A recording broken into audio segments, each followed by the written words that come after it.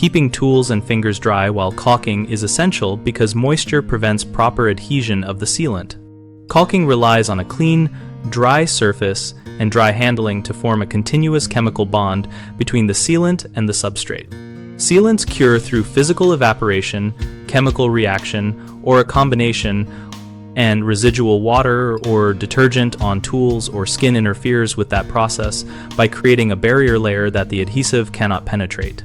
Use a lint-free, dry rag or paper towel to remove any visible moisture before you open the tube, and again just before application to ensure the joint is completely dry.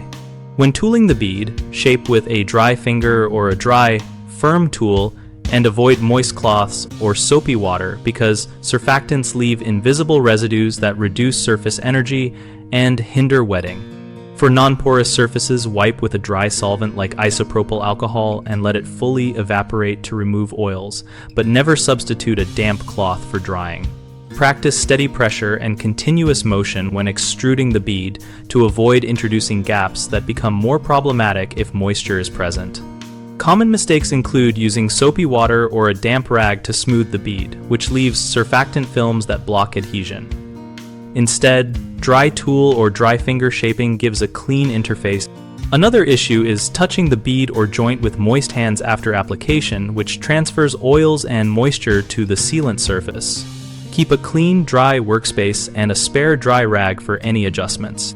A third problem is failing to fully dry porous substrates like wood or concrete before caulking, which traps moisture in the joint and prevents the sealant from curing evenly. Allow materials to air dry or use dehumidification and confirm dryness by touch before proceeding.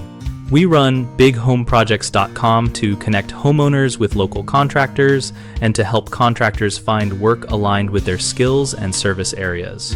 Our site also hosts a discussion community where we share practical tips like keeping tools and fingers dry during caulking and trade-specific best practices.